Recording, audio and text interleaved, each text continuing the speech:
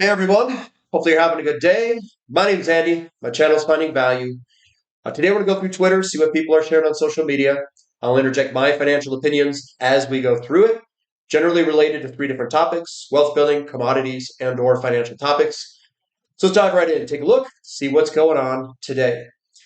If you want to follow me, it's at @Finance, and if you want to join our community, finding-value.com, where I dive deeper into all these topics, subjects, looking for potential investment opportunities, sharing those opportunities and my experiences with everyone and what I would do in certain situations.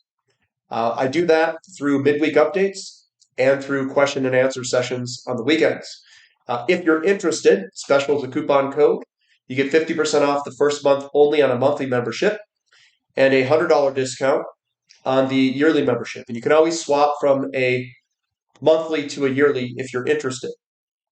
We do have a Q&A session coming up Saturday, 7 a.m. Mountain Time, and that's when this video gets released to everyone. All right, the silver baron. Silver is leveraged gold. Silver miners are leveraged silver. Yes and no. That is potentially could be the case, and that is why I'm in silver miners, but that is not always the case. Silver is leveraged gold. Totally agree there for the most part. It's not totally that, but silver works under certain market conditions. Gold works under more market conditions. Gold is considered money or the backing of money in a lot of different, well, at least it used to be in a lot of different countries. Silver was used as money as well, but it works in a little bit more narrow of market conditions. Gold works in a greater amount of market conditions. For instance, one condition that gold works under very well is a safe haven asset in both inflationary and against, we'll call it disinflation or deflation events. Silver does not work as a safe haven asset. So silver is not leveraged gold. Silver is leveraged gold under certain market conditions that work when silver works, because gold and silver work together under, say, a currency debasement or a weaker dollar type scenario. Silver miners are leveraged silver. They are only to the extent that silver is outperforming inflation.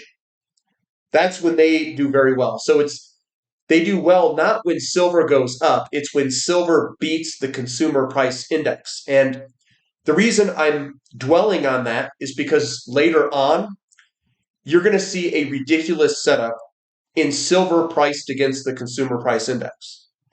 It's ridiculous. So yes, I'm in silver miners because they're leveraged to silver under the market condition that silver beats the consumer price index.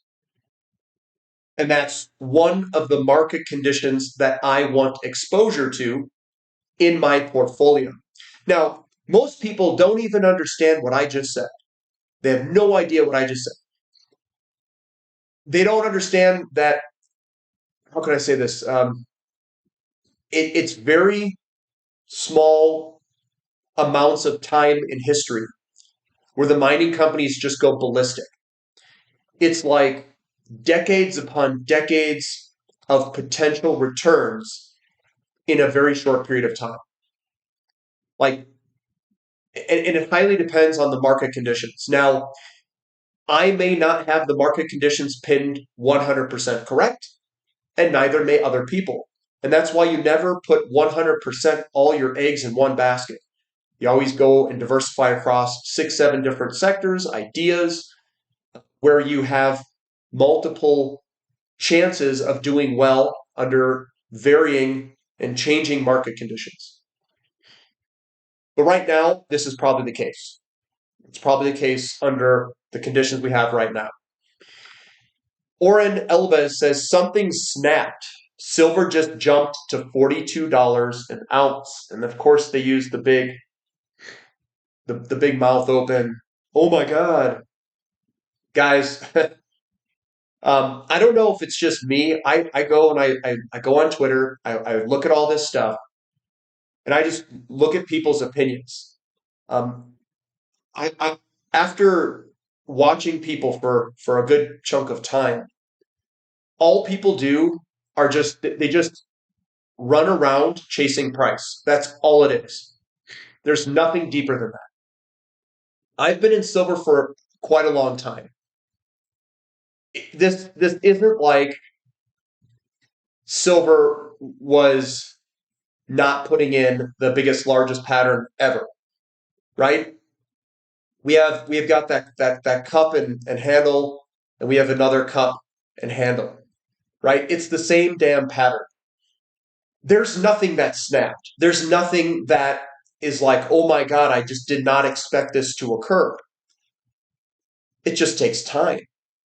And then when things start to move more rapidly, that's when people start to notice. They're like, oh my God, silver's going up. Something just snapped. It's $42 an ounce. Guys, you see the pattern here. It's obvious. 1, 2, 3 consolidation. 1, 2, 3 consolidation.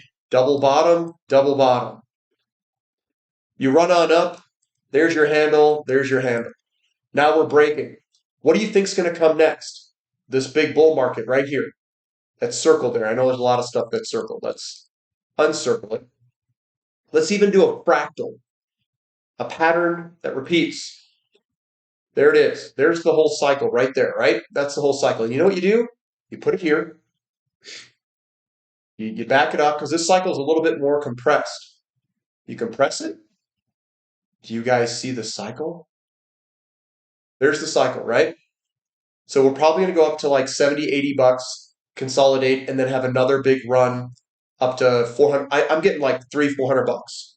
I'm also getting 415-ish off the cup of this. So we're probably going multi-hundred, $300, $400 silver, something like that. And that it probably won't go straight there. We'll get a consolidation. That's probably where oil is going to go ballistic because silver runs right before oil does in most of these market conditions. Do you guys see the pattern? It's the same pattern. Now, did silver snap out of nowhere? No. Why not? Because the humans are trading this just like they always have. Even back in the 1800s, 1900s, completely different humans created this pattern here, and it's the same humans creating the pattern here. Humans cannot help themselves to create these patterns. I don't know what it is. It's the same worries, the same conditioning of the psychology. And it's just playing out over and over and over again. So when I bought in 2018, it wasn't because I knew something that someone else didn't know. Well, maybe it is. It's not like I didn't know this was going to occur. This had a very high likelihood of occurring. And of course, I don't know the exact time frame. But in 2018, it was right down here. It was like, dude, this is a bottom. We broke out of a falling wedge. And you guys know I like my falling wedges. So I bought the living crap out of it.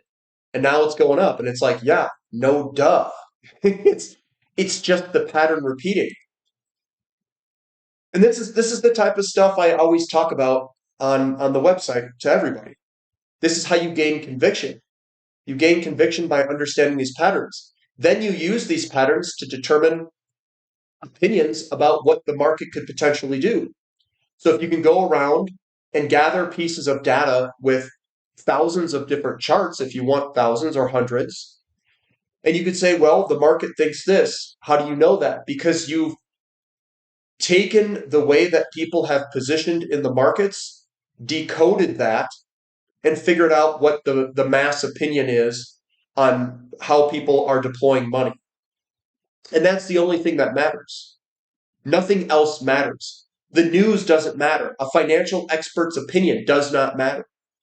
You can take the power away from everyone and put it into your hands as long as you can decode what these patterns look like, and you can make up narratives of why you think it's doing such. You can make up those narratives. You can see similarities between the 40s and where we are today, or the 70s as we broke out here. You could argue that we were by the 70s and that the 40s was really down here in 2000s, the early 2000s, because this was still in the pattern, just like this was in the pattern here. Coming back. I like long-term charts. Long-term charts tell me a lot more than short-term gibberish. A lot of people worry about the short term. That's all they talk about. Where do you think the stock's going to go next month? I don't know. No one knows. The question you are asking is really telling me something about what you know about the markets, which is you don't know that you don't know what the short term is. Longer term, I think you can gauge things a lot better. You still won't know what the short term has in store. This is Chevron. We had a big consolidation from 1980 and then the breakout in 86. We had a retest of 87. And then we ran all the way up from 87 all the way to 2013, you could say was the ultimate peak of that bull run, but really 2008. So we ran from 88 to 2008. That's a long time frame. Was that 30 years? Or 20 years, I should say. I don't know why I said 30, 20. 88 to 2008. So this is a 1-2-3 hump consolidation, very similar to the 80s. We have a breakout, and I think we're real close to where that circle is, right at the beginning of a very, very big move. Now, some people will say, well, what if a recession happens? What if this? What if that? That's not what the chart damn says. You're sitting on top of the pattern. So there's a reason we break out. And you can dip below it a little bit, just like this one back here. It dips a little bit below that trend line. Everyone freaks out. They'll be like, oh, it's a false breakout. No, it's not. No, it's not. This is deeply rooted. It's the fundamentals and the way that humans are trading these fundamentals. We are literally charting the fundamentals of oil here. And I think we're going to see a massive breakout. We see that in COPX, the three hump consolidation, in the same time frame back then. This one lagged a little bit more than Chevron. In that circle, it's the same fractal pattern. I mean, it's almost to the T. And I'm willing to bet that the majority of people trading here are different than the ones trading here. This is wave one, wave two pullback, wave one, wave two pullback, and then we're going to get wave three, and then wave five. So we're going to get a huge wave three, and then a wave five. And you can obviously take the fractal of it, and then we can overlay it just for that, the heck of it. So we can take that, and then we overlay it. It's even got the same little double hump at the bottom there. Very, very nice. And then we can do something like that. So that was the previous trade. And then maybe we go somewhere ridiculous. Now here's the thing that is really weird. When I put these fractals over a lot of the oil companies, I get like ridiculous numbers all the time. This could be a ridiculous number, 1,480. It may not. I don't know. But I always get ridiculous numbers. Like I get just gigantic moves over long periods of time. Is something like that coming? Probably. I don't know. And they're always like massive. They're almost like unbelievable moves in all of the ones that I look at. So I don't know if that's true. I don't know if oil is going to have like the biggest run ever of its life. I don't know if we're going to not find alternatives and oil prices will just continue to go up and stay at very high levels for a very long time. Or we hit peak oil or whatever this suggests. I don't know. But I'm seeing it all over the place. And here's ExxonMobil too. This is stronger. You can see in the 80s it powered through all the way up, and we had a consolidation here. This is wave one, and we got up, and we're sitting on top of the pattern just like the other ones. These all look good. These are not companies that I'm investing in. I have companies that are smaller, mid-cap, that I'm loaded up in. So these are not my top picks. These are just used for examples so you can see the big picture view. That's all I'm using them for. I have zero money in any of these. Uh, I have them in smaller mid caps that can grow production for the next 10, 20, 30 years with tons of reserve life. Valerian says breakout to end the week on Imperial Petroleum. And again, I don't own this. I'm just looking at what they have.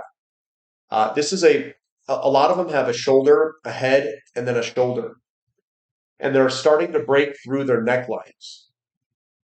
A lot of different companies are like this in oil. So if someone says, Andy, oil's not in a super cycle or a big bull market, man, you're missing the big picture view. You are missing the big picture view. It's like trying to teach chess to people who are checker players. It's like, oh my God, oh my goodness. These are big moves. They're going to last for a very long time. And you have the opportunity to buy these things at very good prices. And they're not going to last forever. So all I'm going to say is try to learn the big picture to get the big moves. That's what I'll say. Devin says, be aware of uranium pumpers here on Twitter. My 10 plus years of experience with these guys, they will pump and then dump crap on you. Luckily, I started moving out of it lately to artificial intelligence. Well, URA looks absolutely fantastic. This looks ridiculously good. We have a double bottom here, so if you were looking down here, you basically bought pretty much almost the bottom. But this is a base. This is the breakout. This is the retest. This here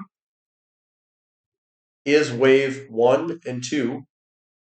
And then this is breaking out of that into wave 3, which is the big wave. You are basically selling it at the worst possible time that there is in the history of the uranium markets, ever in history. You sold your best play on artificial intelligence to go directly into AI, which is basically overvalued. I would say that's a pretty poor move, in my opinion. Now, obviously, I can't tell them what to do, but I would stay long uranium, not stating that a lot of the uranium names are my favorites, but the sector itself looks good. And I think there's going to be a ton of electricity demand coming ahead of us, especially if oil has any sort of problem, oil or natural gas, which I think in about 5 or 10 years, I think there's going to be a lot of problems. I think that uranium is going to look very good on a very long-term time frame. BBG, iron ore heads for its third weekly gain as data showed steel mill activity resumed rapidly. So iron ore looking good. Yes, it does. I love the charts. Love the charts. JC Parrott says, if they tell you it's only 7 stocks driving the market, smack them over the head. This is all country world index, and all country world index excluding the United States below that. So it's hitting an all-time high in either one of those. I like the emerging markets. I like the stuff outside the dollar. I think they're better valued, and I think we're going to see other currencies outperform the dollar. So that's what I prefer.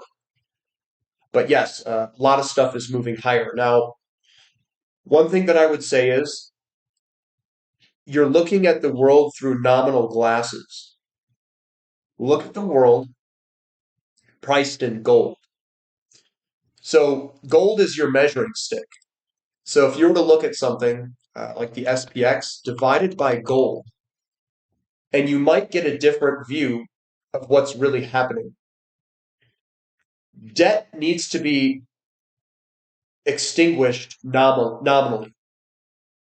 This here is a breakdown. So gold is going to outperform the SPX. And we just broke out here in 2025.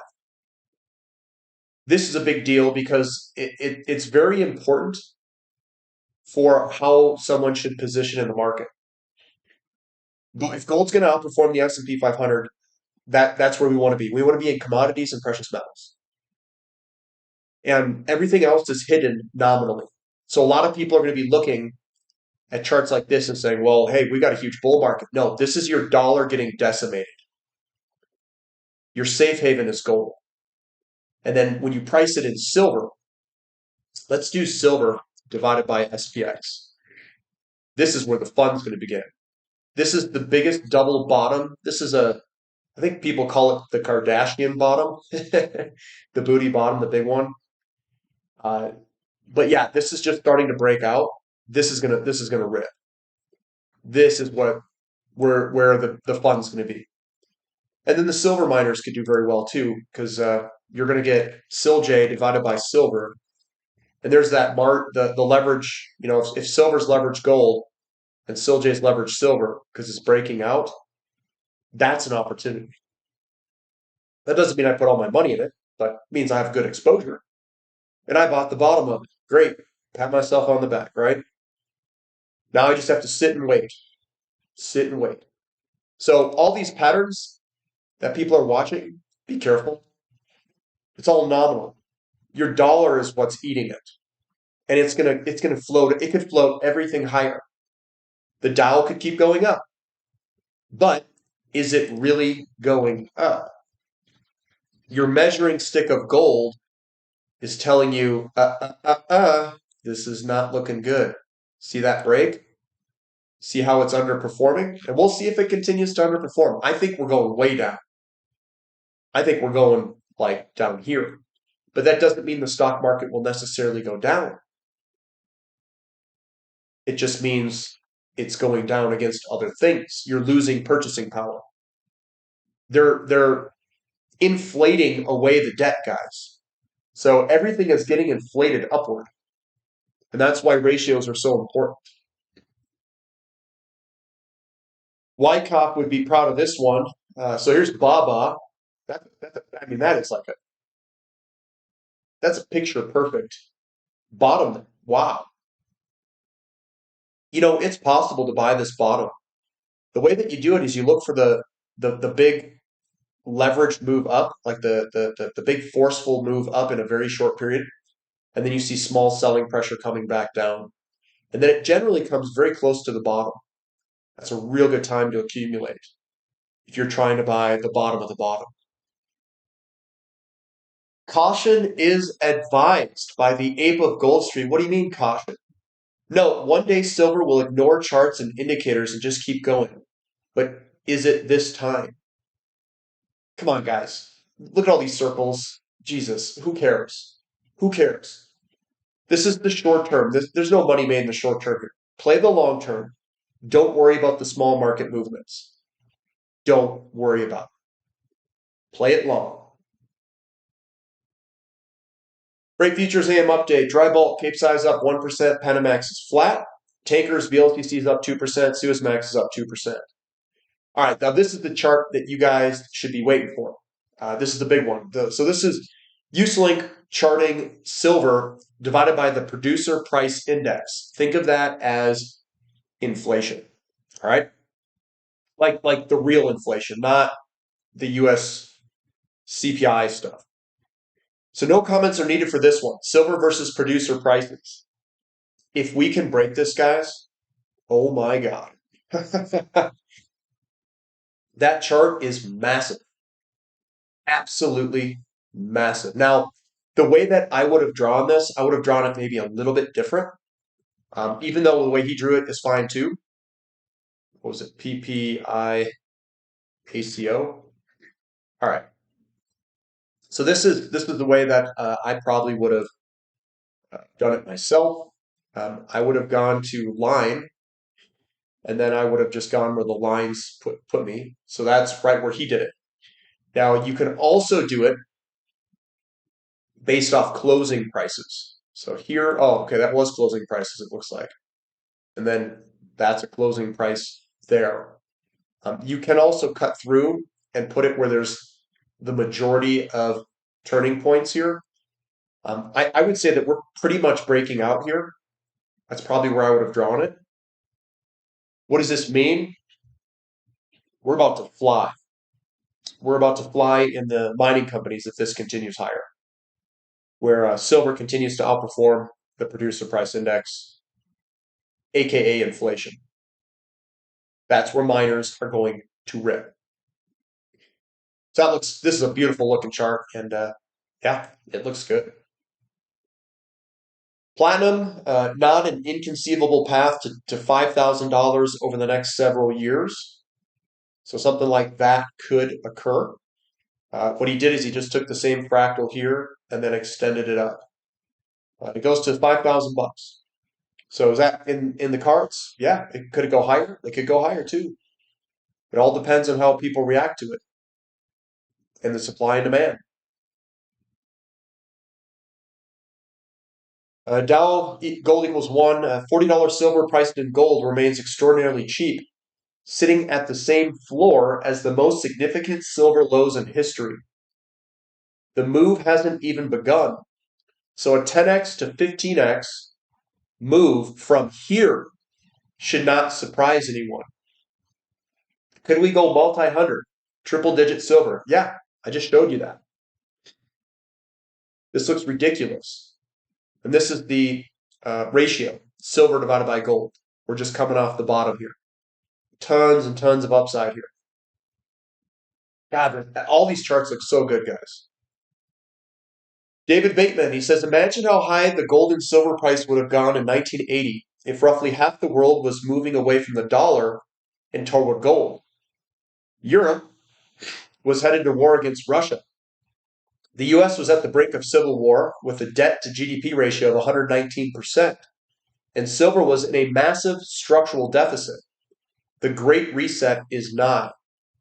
Here we go. It's coming. Grady, obviously, he's got the big cup and handle there. Big patterns lead to big moves. Getting in before the general public is always key. Now trying to break above the blue line could see 60-70 on the breakout. The mother of all legit looking probable cup and handles. There we go. 370 is his projected move. I said $300-400. Yeah. I'm in the same ballpark as him. The chart below offers comfort for those that have missed the previous huge moves in this uranium bull market.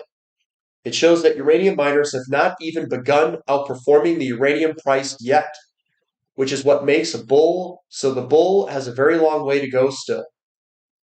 The sector has been declining in a normal cyclical bear market for the last 14 months.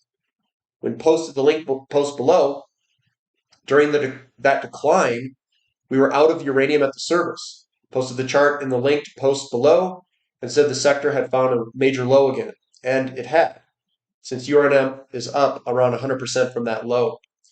So there it is. URA versus SPUT. And here we are ripping higher.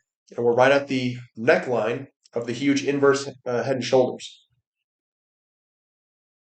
You're selling at the bottom, guys, if you're getting out of uranium. This is coming out of the base. We're just getting started in a big bull market. And that is it. That's all I've got for today. So give me a thumb up for the content. Subscribe to the channel. Subscribe to the website if you'd like. Special net coupon code. And that's all I've got for today. So we'll catch you next time. This is Finding Value.